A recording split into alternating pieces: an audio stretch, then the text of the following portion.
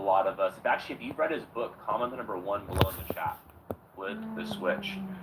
And then comment number 2 below in the chat if you have gained access to his online training academy. Again, if you want to gain access to his online training academy, we have access, I think, until June 14th of 2025. All you have to do is upgrade to become an annual member of Race for Freedom, which is, instead of spending $37, you spend a one-time fee of $297, and that's a bonus that you will gain access to. Once you do that upgrade, all you have to do is email support@race2freedom.com, and Connie will make sure that you get access to that. So I'll let Coach Michael Burt get going right now, and I'll pass it over to you. Thanks so much to see you today. All right, and good morning, everybody. It's a beautiful day here in Nashville, Tennessee, and I'm here at my home office, and it's good to be with you guys. You know, when it comes to the online academy, what if I told you that I train every day in my own online academy? Every day, I personally train in my online academy, and it's updated weekly. There's new content every single week in there, and let me tell you why I do that, because that little dude that's on there is me, right? And he never gets tired. He just shows up every day and coaches. So it's like I go in there and I spend 10 minutes, and I always choose what I need. It's like today I need pray drive. Today I need to be reminded of something. Today I need to do the A to B exercise. Today I need to be visioneering my future. And there's like hundreds of courses in there.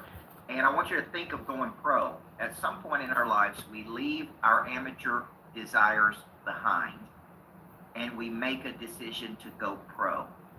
The military trains every day. World-class athletes train every day. Olympians train every day. You have got to see yourself as a pro because you want to make the pro money, right? And what do the pros do? They train every day. So 5 days a week, I train. I typically on the weekends, people ask me what I do on the weekends. I let my mind out to play. I watch a lot of video. I listen to a lot of podcasts. I take long walks. I typically exercise 2 or 3 times because it's a very creative season on the weekend for me. And then I go into mapping out the week and how I'm going to go hit the goals that we set out. Okay, so it becomes a way of life. It's not like this is something I have to do. It becomes a way of life. On the weekends, I get creative. During the week, I'm in execution mode. I go to bed tired and I wake up hungry. Okay, it all goes to 0 at midnight. If you read Flip the Switch, it is really the psychology of how do you activate the drive every day to go into battle. And after 33 years of coaching, I have to do this just like you do, right? I have to get up every day and activate my pray drive. I have to get up and go, okay, man, today I don't feel like doing this today, but I'm doing it today because I'm a pro. So I really want to encourage you. I've noticed some of your posting that you're in the online academy. It's a game changer. Training every day is a game changer. I'm telling you, you'll pick up a strategy, you'll pick up a mindset, you'll pick up a toolkit.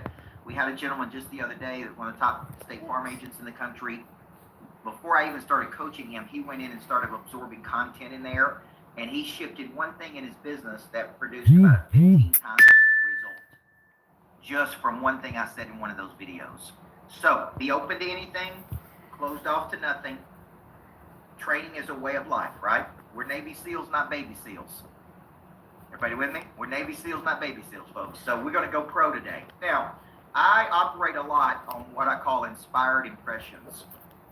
And one of the inspired impressions I got this morning before I get into the coaching with you is, if you said to me, Coach, after 33 years, what do you see a lot of? I see a lot of people who struggle in a real simple area going from A to B. So remember, we did A to B the first week. A is your current position. B is your desired outcome. Okay? I'm at A, and A is where I currently am. And everything I don't like about where I am. Let's call A all of your bothers. These are things that bother you. These are things that frustrate you. Man, my business is not growing. It's showing incremental growth. I've stagnated. I don't like this. This is not working. Like, I operate because frustration is your friend. Frustration is misguided enthusiasm. So when people get frustrated enough, they take action. Where there's no pain, there's no change. okay? And I've studied all the psychology on this. I would love to tell you that people are motivated by potential. Very small amounts of people are motivated by potential. Most people are motivated by pain. And it's like, I don't like where I am. And I am going to change something. So A is like, man, there's things I just don't like about how it's working. And I've stagnated. I've hit a complacency, right? B is where I would like to get to. Now, the deeper I do this exercise, because I wrote the book A to B, and I'm fascinated by why can't people move. I was actually coaching a psychologist yesterday. It's this great psychologist. And I'm like, you know what your problems are. Like, I'm like, you're brilliant. And here's what I ask her. Why can't you get into action? Why can't you move from mental creation into physical action? And she's like, scarcity mindset, afraid to leave my job because I'm making $150,000 a year, but she's got this big dream and she wants to go out and do it on her own versus be tied to this job. And I'm like, okay, let's go to a place in the future when you're 70 years old. I said, you're 52 years old. Let's go to when you're 70 or 75 and you stayed in that job because of this scarcity mindset and you never really went for it. And you had the regret of the boldness to regret of you were so talented, but you never could get into action towards your goal. I said, how would you feel at 70, 75 when you were talented enough to do this, but you stayed stuck because you couldn't get into action? And she's like, I would really regret that. And I said, okay. I said, this is my point to you, is you know what to do. You're a psychologist. You actually know, like most people don't, what is actually holding you back. But for some reason, I said, every time you and I talk, we talk about the same thing. You want to go out on your own. You want to start your own coaching business. You want to do these things, but it was last year we had this talk. The year before we had this talk, I said the next time we do this. So just listen to the simple advice I gave her that I'm going to give you today. We have to get out of mental creation, which is thinking about what we're supposed to do.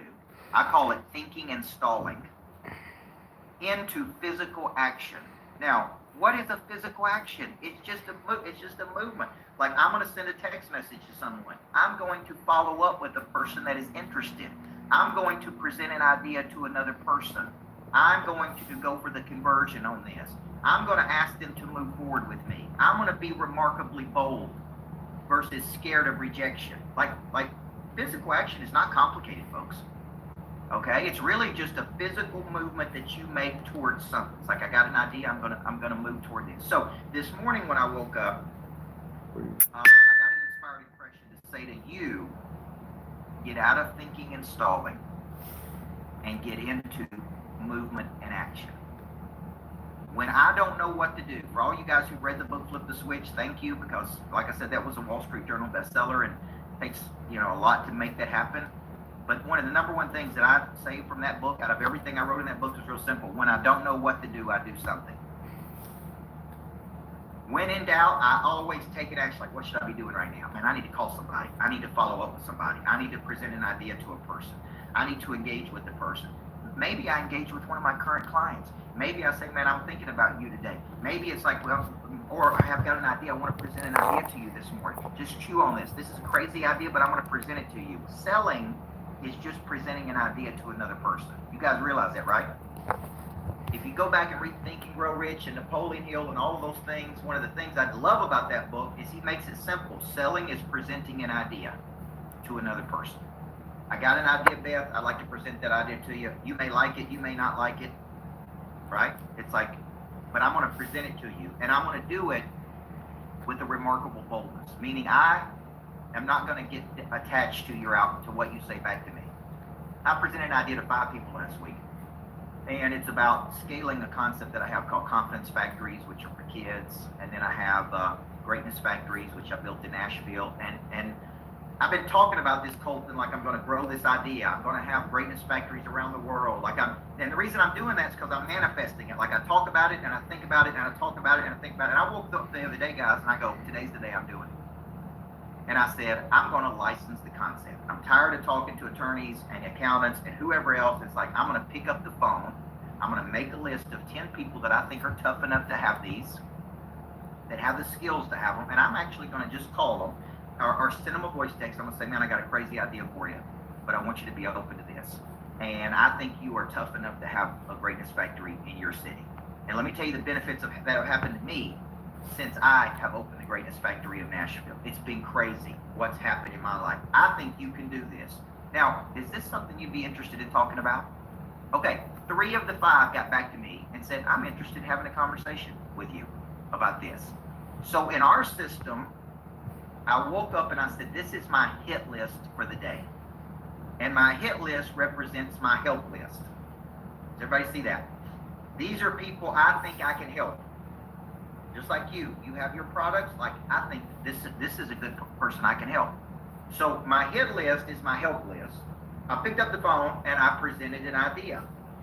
3 of the 5 people said, I'm open to listening to this idea. I'm interested in this. In my system that I'm teaching you, they move off the hit list to the farm club. See, once they indicate interest,